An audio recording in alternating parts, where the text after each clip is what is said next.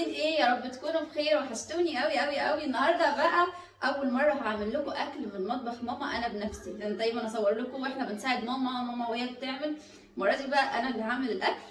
ليه بقى انا هعمل الاكل؟ لان ماما جايه لي النهارده في ملعب اكله سي فود بقى قويه، تتعمل بمزاج وبحب كده عشان تطلع اجمل حاجه في الدنيا. اللي حصل يا جماعه انا جيت عند ماما لقيتهم عاملين شوربه عدس. طبعا انا ما بحبش يعني شوربه العدس قوي، او هي ما بتحبنيش قوي، بس يعني ايه بشربها وانا متضرره. فاللي حصل بقى قولوني تعب وكده، فصعبت على بابا لان يعني جات لي اعراض مش حلوه خالص طول الليل وكنت تعبانه جدا. فصعبت على بابا، فبابا قال لي لا انت بقى اختاري الاكل النهارده اللي انت عايزاه. قلت له اختار بقلب جامد. قال لي اختاري بقلب جامد. قلت له اي حاجه هتجيبها لي، اي حاجه اي حاجه. قال لي اي حاجه. قلت له احلف. قال لي طب ايه هتدبسيني عليه؟ قلت له لا احلف ماليش دعوه. المهم حلف. قمت قايله له عايزه ايه بقى؟ قلت له عايزه سبيت وكافيار عشان كنت لسه واكله كابوريا في البيت، وسمك وجمبري وايه، ودلعنا يا بابا. انا قلت الكلمه يا جماعه وانا ما اعرفش ان هو هينفذ. نزل هو يا جماعه، بابا جاب لي كل حاجه نفسي فيها واكتر. تعالوا بقى افرجكم جايب لنا ايه، بس الاول اشكر بابا يا جماعه. بابا حبيبي. ايوه ازيك؟ عايش يا تعالى بس، تعالى سلم على جمهورك بيحبوك قوي. ابويا الطيب اهو يا جدعان. استنوا عشان هو اطول مني فنكبر له الكاميرا عشان بابا طويل. الطيب في البلد دي ما ينفعش على فكره. ربنا يخليك ليا يا بابا ويرزقك. انت ضربت المعاش كله ولا لا؟ لا الطيب بيضحكوا عليه. لا يا حبيبي، فانت من ضمن اللي بيضحكوا عليه. خليش منك يقول ربنا يخليك ليا يا رب. امال لو اقدر يعني اجيب لك اكتر من كده اجيب لك خليش يعني. منك ابدا. اصل بص اقول لك على حاجه يعني.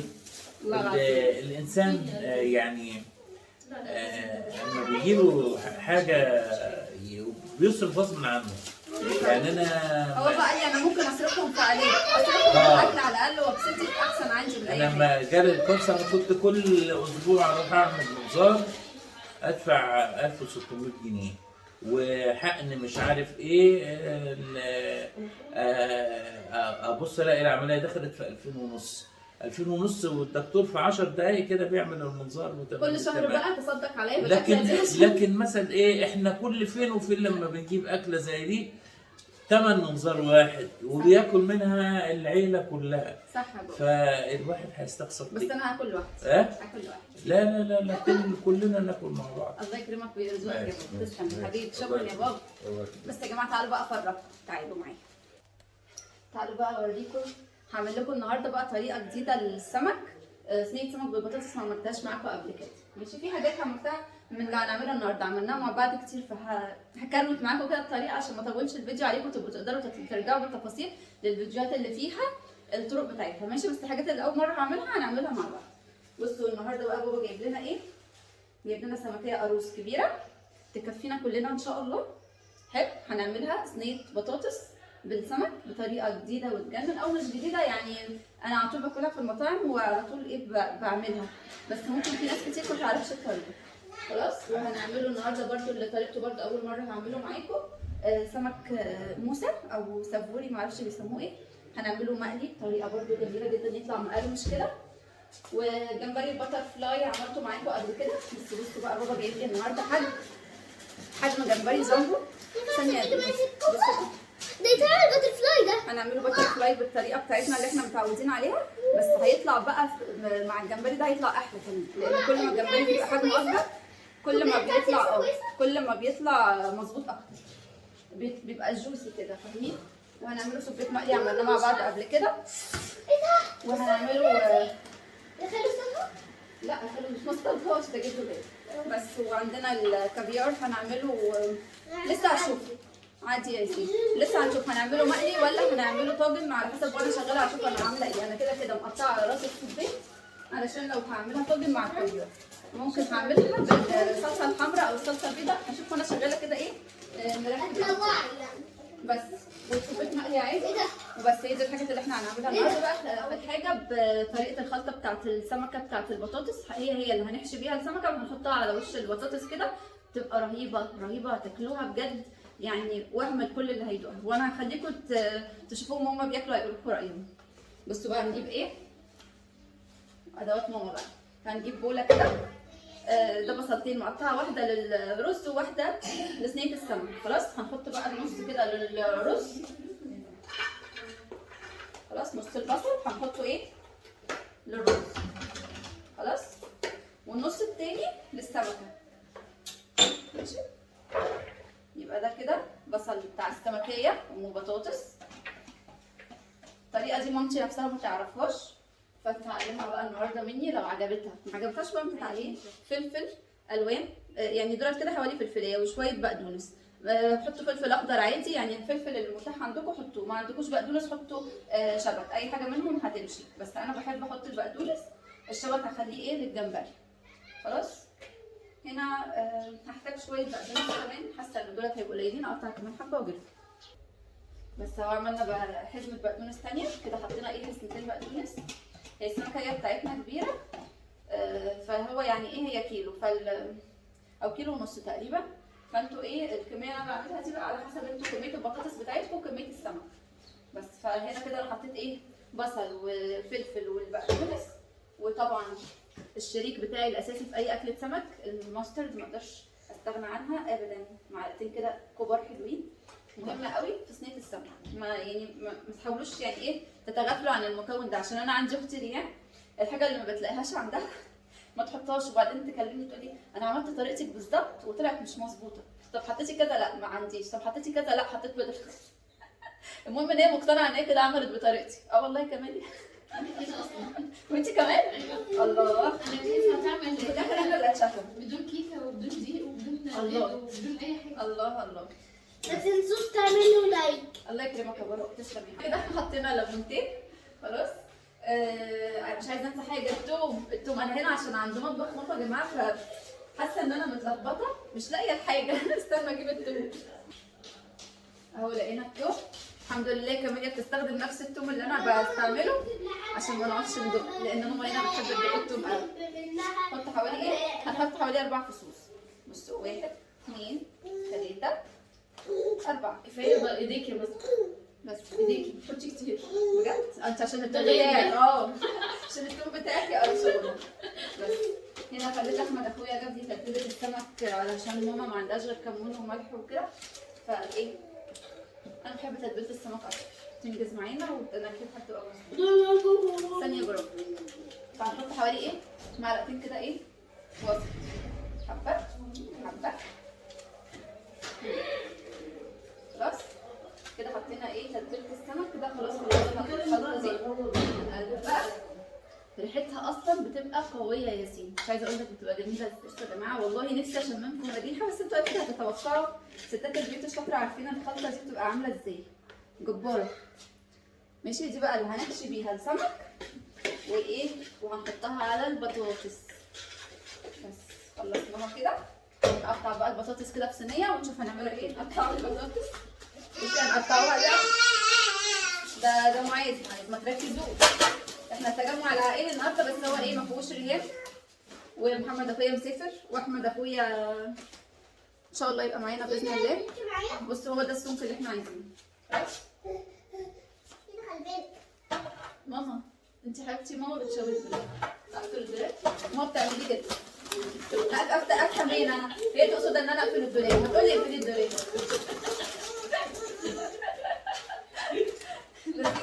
كل حاجه فضايح. تعالي يا ماما سلمي على جمهورك يا ماما. تعالي يا ماما انت عازمتنا النهارده وعاملين الواجب معانا على الاقل يعني اطلعي معانا يعني. تعالي يا ماما. ماشي خليه دلوقتي. ايوه ماما صغيره زيك. تعالي هنا ورايا كفي علينا. تعالي جنبي. ايوه السلام عليكم. ازيكم يا حبايبي عاملين ايه؟ احنا كويسين الحمد لله. انا كمان كويس الحمد لله. ربنا يخليكي يا رب. ربنا يخليكي لنا ماما انت ويصلح ما بين ايديك يا رب. ودايما يا رب كده تعزمونا عزايم حلوه. فلو في حاجة حصلت ما تعملوش لايك. يا رب اللهم امين. بس هي ماما بقى بتحب الزفاره قوي من ايدي، عايزه اقول لكم هي بتعمل كل حاجه، بس هي تقول لي انت اشطر مني في الزفاره. لا بحب الطبيخ بتاعها، وبحب الزفاره اكتر.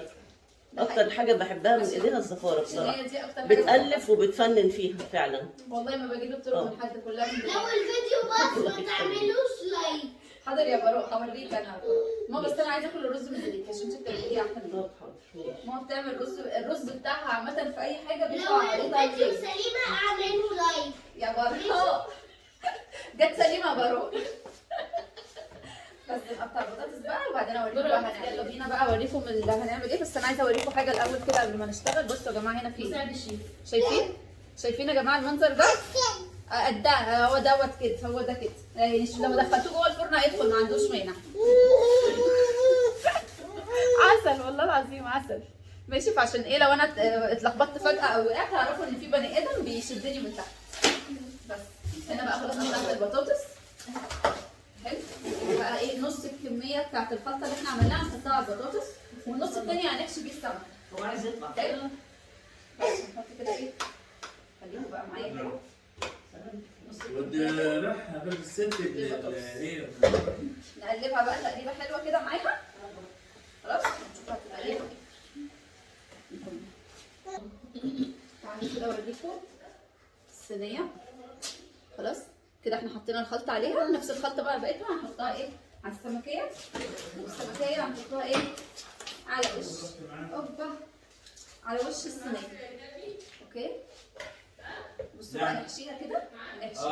ماشي نحشيها لحد اخرها لحد الراس فوق، وهنفتح كده ايه فتحتين صغننين خالص نحط برده منهم ايه في الحشوه عشان تتملح. لا كانت معايا خلاص كويس. ايه انا مش بكلمك انت يا موزه، ارحم نفسك يا موزه. على الوقت ده ايه هحشي واخلص. بصوا بقى خلاص كده روقنا عليها. حلو. على ايه صينيه البطاطس بالسمكيه الحلوه. نحط عليها بقى رشه زيت، رشه زيت على السمكيه نفسها، وبعدين اوريكم لسه هنحط حاجات رشه كده عشان ايه تحمرها. طبعا انا عايزه اقول لكم ان انا حشيت السمكيه من جوه. لو انتوا ايه بصوا السمكيه ايه محشيه من جوه بنفس ايه الخلطه اللي احنا عملناها. حلو. هنحطوا ايه بقى؟ هنحطوا كريمه. بصوا هنا الطبق اللي كان فيه الخلطه هحط عليه شويه ميه كده، حوالي ايه ربع كوبايه ميه. ننزل كل الخلطه كده اللي فيها عشان تستوى البطاطس، فمحتاجين سائل ايه خفيف كده. حطينا الميه اللي هتسوي البطاطس ونحط بقى كريمه بقى. هتنقل الصينيه دي في حته ثانيه خالص، غير لو عملتوها من غير الكريمه. ما عندكوش خلاص اعملوها كده، مش هتقول لا شويه الميه خلاص وكفايه. بصوا بقى هنمشي كده الكريمه على البطاطس كلها. حلو. وعلى السمكيه كمان كده. ماشي. سيبيه معايا.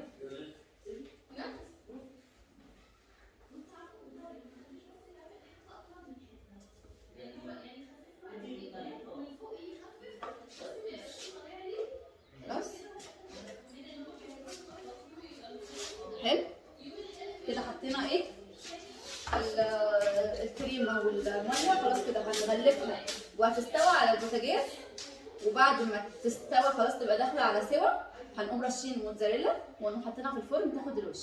خلاص طريقه جميله جدا جدا وسريعه، ما تاخدش وقت بقى في الفرن. وممكن السمكيه تطلع مش مستويه، البطاطس تطلع مش مستويه، السمكه مستويه. لا احنا كده بنضمن ان كله يستوى وفي نفس الوقت تطلع طريه جدا وتطلع يعني ايه مظبوطه. يعني بصوا هتلاقوا فيها صوص وهتلاقوها مظبوطه. انتوا بقى السمكيه دي هنغطيها بقى كده.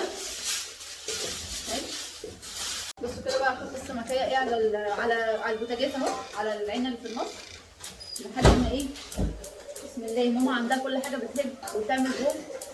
يعني مره هتجيب لي سكته قلبيه. يعني مره كنت انا واقفه على البوتاجاز وبعدين ايه هي دخلت التويلت وفجاه لقيت هنا نار في السخان هنا عندها في بس نار يعني بجد نار وفرقعه. فانا عارفه اسود بس لقيت ماما جايه من الحمام بتضحك. ايه هو في ايه؟ قلت ما هو بيعمل كده. يعني انت ماما عادي بالنسبه لك مستنيه لما نولع؟ لا ما عادي مش هيحصل حاجه هو بيعملها وبيطفي لوحده. فيا جماعه الامهات دي جامده جدا، بتتعامل مع الزيت كانها بتتوضى بالزيت. والله العظيم الزيت يبقى على النار وهي جوه الزيت مش يعني زينا كده. فظيعه فظيعه. الموسى ده بقى هنتبله ازاي؟ بصوا ما شاء الله بصوا بالبطارخ بتاعته وبابا جايب حاجات حلوه قوي صراحه. بس تعالوا بقى كده ايه بقى التتبيله دي احنا كان المفروض نطلب من احمد كيسين تتبيله. هنحط التتبيله وهنحط توم وهنحط مستردة وليمون. هي دي تتبيله السمك والسبيط. بس ليمون. كاميليا ما عندكيش خلطه سمك زي اللي احنا جايبها دي؟ لا لا لا. كده انا حطيت الليمون كيتي هزقتني كده وهحط عايزه توم ميه. كمان. حط توم. يا ماما نعم. كيتي عايزه ميه، هي هزقتني عشان كده ما جبتلهاش. كيتي هزقتك؟ وانت اتهزقتي عادي؟ كيتي انا عايزه ميه انا كيتي. يلا بقى ماسترد. خلصنا. يلا. انت عشان نلبس ازرق. بس نقلب بقى، نقلبهم حلو قوي. نقلبهم كده على بعض. احنا ما جبتش واحده تتبيله ثانيه غير دي.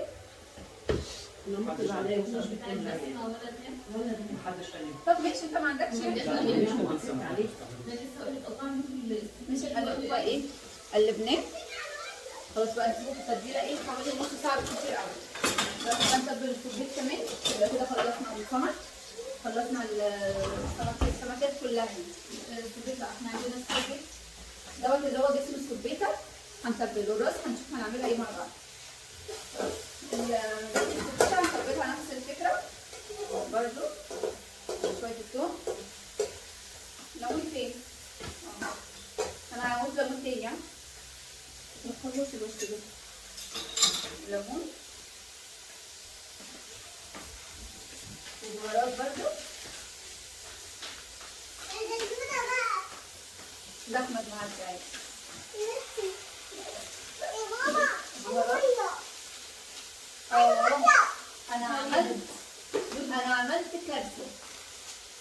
انا عملت كارثه. هتسالوني ايه هي؟ انا نسيت احط ملح على كل حاجه انا عملتها. نسيت احط ملح. بقول لكم انا مش في البيت عندي، فبالتالي ايه الحاجه مش قدام عيني انا ابقى فاكراها.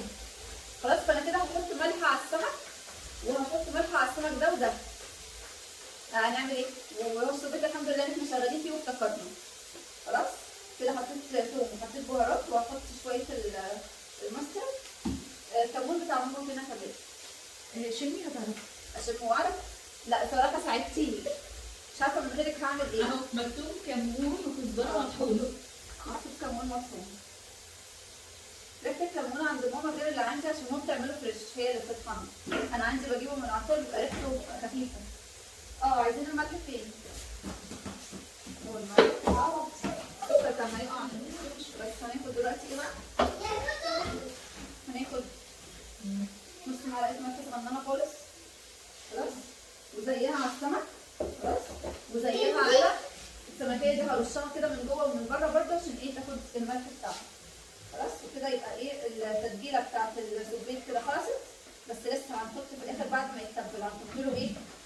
متعودين مع بعض احنا هنعمل الدقيق قرمشه على البيكنج باودر. هنعمله زي عجينه كده عشان ده اللي هيديني القرمشه والكشكشه بتاعت السبيط اللي بتلاقوها في المطاعم. خلاص كده احنا ايه؟ ما بتاكليش سبيط في المطاعم؟ اللي هتاكليه من ايدي ياكله. كوكو دي مشكله.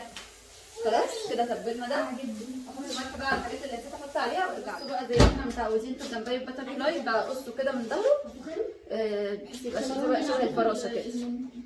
كويس؟ بس نفتحه بقى كله كده. هنفتحه كله. تعالى فتح معاكي واحده. ما تشوفوش انت كده. فتح معاكي واحده. بس مش عارفه الحاجات بقى شايفين ازاي كده من الظهر وبالراحه عشان ما نشوهاش. ماما عادي لا انا عايزه ابص كده اهو بحيث تبقى ايه مقسومه بالنص بالظبط عشان يبقى فيها لحم. خلاص كده اهو بس. وهنشويها من غير ما نحط عليها اي حاجه. وفي الاخر بقى التتبيله اللي احنا عملناها مع بعض كذا مره هوريها لكم برده تاني كده في السريع. بصوا كده السمكه بعد ما استوت على البوتاجاز. دي بقى الموتزاريلا مجمده لسه. وهنرشها ايه على وش البطاطس كده. هنغطي البطاطس خالص حلو. وبعدين نحطها بقى ايه في الفرن ايه تحت الشوايه. مش هنحطها الموتزاريلا كده حطينا بقى. نحطها ايه في الفرن تحت الشوايه لحد ما تتحمر وخلاص. خلاص اهو كده بس حطينا اهو خلاص. سيبها بقى. هنا بقى هنبدا نعمل طاجن الكافيار بالسبيط. المره اللي فاتت عملت معاكم طاجن الكافيار بالجمبري والكابوريا صح كده؟ المره دي هنعمله كافيار بالسبيط. لان الكافيار ما يتعملش طاجن لوحده عامه، لازم يبقى معاه حاجه طعمه. فحطيت هنا بصلايه مقطعه الزبده كده على البصل حلو مولعه عليها. بصوا بقى كده حطينا بصل مع الزبده هنشوحوهم كده خفيف، وبعد كده هنحط عليهم السبيط ومع الثوم. خلينا ماشيين خطوه خطوه مع بعض. بصوا كده احنا خلاص شوحنا البصلايه، نحط عليها بتاع 3-4 فصوص ثوم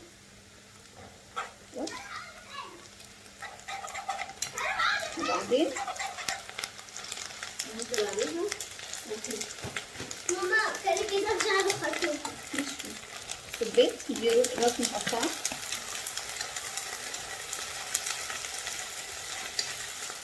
بس ناخد التشويحه كده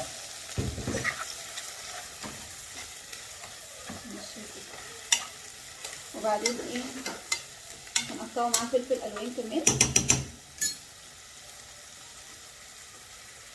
بس حبه حلوين كده.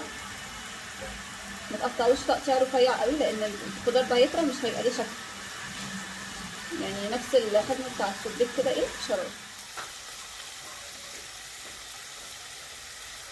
خلاص تقليبه حلوه عشان كده ايه زي الفاهيتا شويه دوت اللي هو هيتعمل طاجن. خلاص يبدا كده ايه في كمون اللي انت بايده دلوقتي اهو شويه كمون. نعم حط فلفل اسود كمان. ده مش فلفل اسود ده ايه ده يا جماعه؟ ده ينسون. كنت هحط ينسون يا جماعه. الله فين الفلفل الاسود؟ فلفل اسود. طب نقلب عقبال ما ماما تجيب فلفل اسود. خلاص نحط ايه كمان؟ معلقه مستردة صغننه خالص خالص خالص.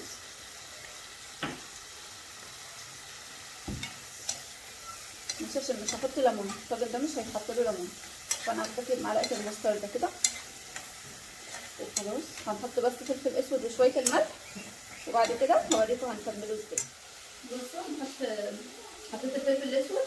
دلوقتي بقى هحط البقدونس نقطعه كده رفيع لان اي طاجن سي فود لازم يبقى عليه خضره حلوه كده بدل ما فيه سبيط كمان بالذات. الجمبري ممكن ما نحطلوش حاجه عادي. اخر حاجه هحط كريمه شويه كريمه كده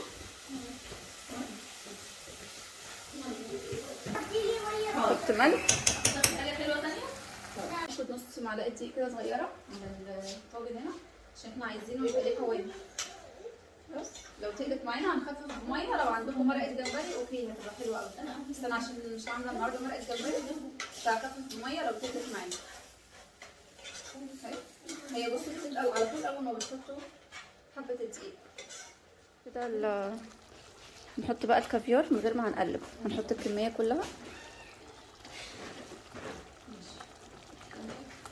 ايه ومش هنقلب كتير علشان ما يتهرش، ولو اتهرت برضو بينزل الطعم بتاعه في الصوص بيبقى خطير يعني مش هيبقى مشكله يعني بالعكس.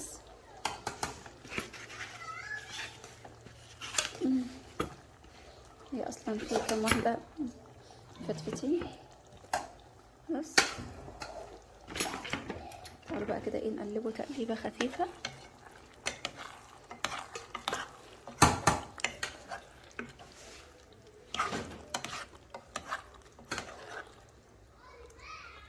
تقليبه خفيفه خالص عشان ما يتهرش مني. يلا نقلب كده. بصوا الصوص تقل ازاي. بصوا عايزه اوريكم قوام الصوص اللي هو اخف من الطحينه سنه. مين بيزعق لمين بره؟ لا ده في الجنينة. عادي يعني. طالما في الجنينه يبقى ماليش دعوه. وكده هيبقى خلاص يا دوبك بس ايه الكافيار يمسك نفسه شويه، وهننزله في الطاجن، هنحط عليه الموتزاريلا وندخله الفرن. بصوا انا كده زودت شويه فلفل بقى كده، خلاص هي داخله على سوا كده. بقى ايه، نقلبه في الطاجن يا ماما. الطاجن ده بقى نقلبه كده. بصوا بقى، طبعا مش هنسيب حته فيه، نظبطه كده خلاص. استنى اوريكم. بصوا انا كده خلاص فضيت كل الحاجه وحطيت شويه كريمه كده عشان انزل بيها الحاجه اللي في الحله، ونحط بقى موتزاريلا كده، ونغرقه ايه موتزاريلا عشان ندخله الفرن. احنا ايه حطينا الموتزاريلا اهو، وجرنشنا كده بشويه فلفل الوان. يلا بقى بينا ندخله الفرن بقى عشان خاطر تسيح الجبنه ونبدا ناكل. بصوا كده بقى دخلنا اهو الطاجن كمان الفرن خلاص، يا دوبك بس كده ايه يتشمع او ياخد الوش وخلاص. تعالوا بقى كده ايه نولع بقى نشوي الجمبري. طبعا انتوا عارفين بنشويه ازاي، الناس اللي متابعيني هيبقوا عارفين. نحط حته زبده ونبدا نشوي فيها كده ايه حبه حبه، واللي نشويه طلعه، وبعدين نشوي الاول على البطن وبعد كده على الظهر ونطلعه، وبعدين نعمل الصوص بتاعنا صوص الزبده، لان احنا هنعمله مشوي زبده بتر فلاي. يبقى كده اهو نيمه كده، واللي هنيمه هنضغط عليه علشان تفضل مفتوحه. انا مش عارفه امسك الموبايل، استنى.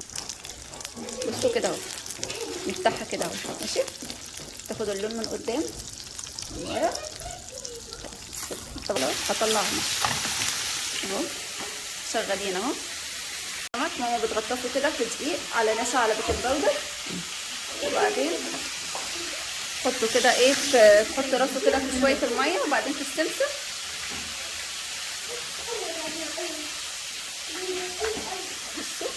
حط راسه كده في شويه ميه، وضحي لي كده وبعدين في السمسم، وبعدين ايه على الزيت ماشي كده.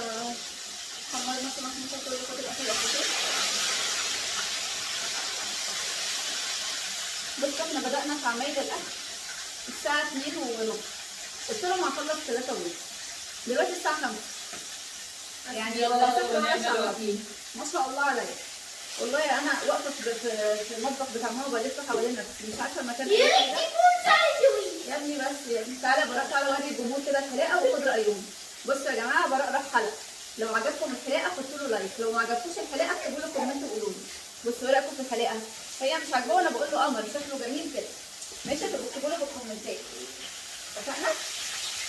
هيقولوا لك ان انت حلو قوي كده صدقني يا براء. خلاص الملايه دي حطيت زبده، هحط عليها ثوم،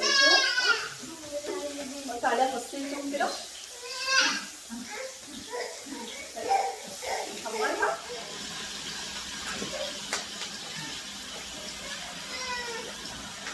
كده. حطيت ثوم مع الزبده مع المستردة مع الكريمه.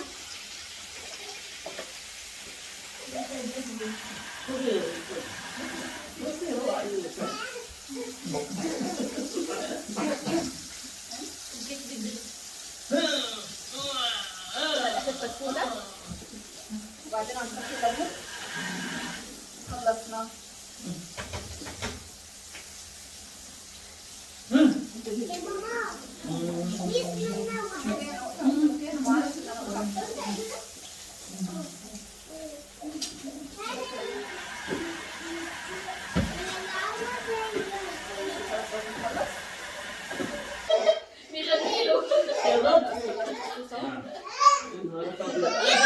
بص هنا عند معاذ. عديني يا بابا، عديني يا بابا. يعني خليني كده، خليني ابوظ. عايز ايه؟ اروح اخليه يخففهولك. اخر حاجه بقى اعملها بحمر السبيت. بس انا كنت عامله الدريسنج بتاع السبيت قبل كده معاكم، السبيت المقرمش، تقدروا ترجعوا له بقى وتشوفوه عشان ايه ما تطولش الفيديو عليه. ماشي. بنحطه في نص كوبايه ميه على نشا على دقيق على بيكنج باودر، نعمله كده زي الطحينه، نحط فيه السبيت بعد ما تتبل، وبعد كده نطلعه نحطه في دقيق تاني عليه نشا خلاص، ونعمله كده اهو وبعد كده نحطه بقى ايه في الزيت خلاص. ولازم الزيت يبقى سخن جدا جدا جدا، وغزير، ما يكونش حبه صغيرين في الطاسه علشان القشره ما تتقشرش، يبقى كاننا ما عملناش حاجه. التكات دي في السبيت مهمه جدا. ان شاء الله خلصنا السبيت كمان اهو.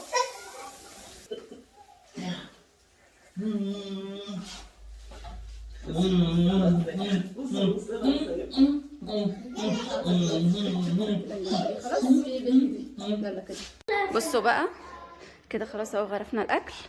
بصوا السمك الموسى بس يا دودو، ودي السمكيه اللي بالبطاطس بس يا دودو. استني يا حبيبتي، ماشي دوقي يا دودو. وده الطاجن، طاجن الكافيار بالسبيت. ودي دودو بتدوق السبيت. وده الجمبري البتر فلاي. وده السبيت. ودي دودو بتدوق بس. ماشي كده بقى ايه يا روح قلبي، هنقعد وهنغرق وهنحط بقى الاطباق وايه وناكله بقى مع بعض. يلا بينا عشان اوريكم الحاجات. عاملين ايه؟ بصوا بقى تعالوا كده، عايزين تدوقوا ايه؟ تعالوا ادوق معاكم. عايزه ادوقكم البطاطس. سم ايدك يا بوسي مع اني لسه ما دوقتش. بسم الله. بصوا البطاطس، عايزه اوريكم شكلها. استنى بس ادوقهم السبيت. لا تعالي كده كملي معايا. تعالي بصي، شايفه البطاطس والصوص ما شاء الله.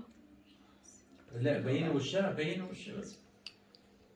باين الاكل. باين الاكل اهم من بسمه. هو الاكل يعني هو المهم انا دلوقتي. عايزه ادوق كنزي.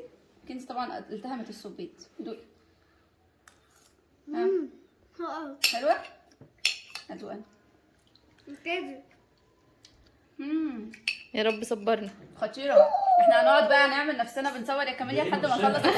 انا واخده بالي. وانتوا كانكم مستنيين لما انا اخلص تصوير وانا اصلا كفايه كفايه ريحه علينا. اصل قلبي بيعمل فيا كده. اقعد ايه؟ استني عايزه اوريكم الطاجن. بصوا يا جماعه انزلوا بقى معايا. لا لا نبين الطاجن، نبين المهم دلوقتي. بصوا انا عايزه اوريكم في حاجات جوه. الله بص، طاجن ده السعادة. الكافيار وسبيت. اوه شايفين؟ شايفه الريحه اصلا؟ شمين. ريحته. انت شامه؟ انا شامه وساكته. بصوا يا جماعه، الف هنا وشفا يا بوسي. ابويا بيدلعني. ابويا بيدلعني والاكل جايبه عشاني انا حره بقى. خدي كوكو. إيه؟ حطيت في بقك كوكو سبيتين. الله رهيب حلو؟ يا بنتي. بس هدوقكوا ايه تاني يا حبايبي؟ مش لا حرمانكم بقى حاجه. لا بقى. تعالي يا كاميليا كده معايا. يما دوقيني انا. هو ده هيبوظ لي الموبايل ده يبوظ. تعالوا يا جماعه كده معايا. مكالمة طوارئ ولا تعالوا هيتصل؟ كده. استغفر الله العظيم يا رب. شوية حط يا لهوي طب راعي الناس اللي واقفه طيب. يا لهوي. كده عشان وتسلم ايدي. استني كده تعالي معايا. بصوا الكافيار ده. كافيار يا جماعه بصوا. مش عايزه اقول لكم. تمام انتي تروحي جوه بقى خلاص، تسيبي الاكل ده وتمشي. رهيبه والله العظيم. تسلم ايديا. مش هنعمل رهيب. لايك. السمكه بقى هناكلوها بقى ايه. بصوا هنعمل كله لايك. كله جميل كله مظبوط لا، عشان نقعدوا ناكل. مش هنعمل لايك عشان ما اكلتناش. لايك عشان انا لو عجبكم عشان الفيديو، عشان ما اكلناش. ابعدي بقى كده شويه كده مع الصوت. عشان انا لو عجبكم الفيديو متنسوش اللايك، اشتركوا في القناه. سبسكرايب. لايك كتير لبابا. اللايك دوت المره دي لبابا. تعالى يا بابا، انت اللي جايب الاكل وانت واقف تتفرج عليا. تعالى يا حبيبي، تعالى يا حبيبي.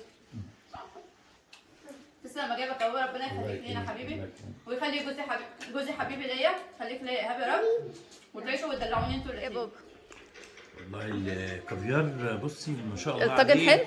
والطاجن ايه الطاجن ده؟ الطاجن حلو بجد. والله العظيم طاجن بالسبيت. بص اهو يعني طماطم بالصوص. يقول لك ادي العيش لخبازه وانا خبازه. البس الشراب. يعني لو جبت اكله دي لاي حد هيعملها لك، بس اي حاجه يعني. تعرف تاكلي اكله زي دي بره؟ كريم ايه رايك يا حبيبي؟ ماشي كويس. بطروخ. ايه رايك؟ بطروخ. جميله والله. بطروخ. كوكو مش بصورك ما تقلقيش. بألف هنا. عايزاك يا بابا تدوق البطاطس اللي في السمك. بطروخ كده بطروخ. بابا دوق البطاطس اللي في السمك يا بابا. ايه يا كريم، خد معلقه من نفس الناحيه اللي احنا غارفين منها. لا انا عايزه وش كافيار اهو كافيار. بص اهي جواه اهو. بص خد الكافيار عشان بحب الكافيار. لا لقيته جوه السمك. خد. حط اللي انت عايزه. بابا حط رز بابا وكده. يلا يلا. بس